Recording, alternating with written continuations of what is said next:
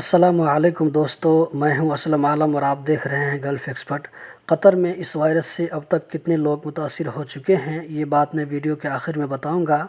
इससे पहले मैं आप लोगों को एक वीडियो दिखाऊंगा कि कतर हुकूमत इस वायरस के ख़िलाफ़ निपटने के लिए क्या कोशिश कर रही है। इस वायरस से इन्फेक्टेड पेशेंट का इलाज कतर की तरफ से फ्री में तो किया ही जा रहा है, इसके अलावा भी बहुत सारी चीज़ों की छूट दी गई है, जैसे खाने पीने दवाई की चीज़ों में टैक्स की छूट। कई एरिया में 6 महीना तक के लिए रेंट माफ़ कर दिया गया है और उसके अलावा भी बहुत सारी सुविधाएं दी गई है। तो दोस्तों, हम आते हैं आज की वीडियो की तरफ। आप देख सकते हैं किस तरह रोड के किनारे किनारे जितनी भी दुकानें हैं सबके सामने स्प्रे किया जा रहा है।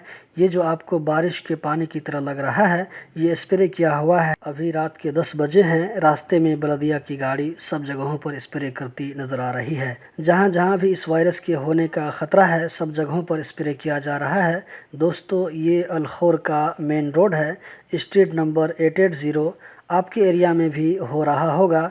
जहाँ तक मुमकिन हो सके इसके ख़िलाफ़ एक्शन लिया जा रहा है। तो हमारे ऊपर भी ज़रूरी है कि हुकूमत जो भी हमें गाइड कर रही है, हम उसका पूरा ख्याल रखें। तो दोस्तों, कतर में इस वायरस से मुतासिर होने वालों की तादाद अब तक 537 हो गई है, जिनमें से 41 लोग ठीक होकर वापस हो चुके हैं और अभी 496 एक्टिव केस है। उम्मीद करते हैं कि आइंदा और भी लोग इससे सेहतयाब होंगे। यही थी आज की वीडियो। उम्मीद करता हूँ ज़रूर पसंद आई होगी। इसी तरह की इन्फॉर्मेटिव वीडियो देखते रहने के लिए चैनल को सब्सक्राइब करें। वीडियो देखने का बहुत बहुत शुक्रिया।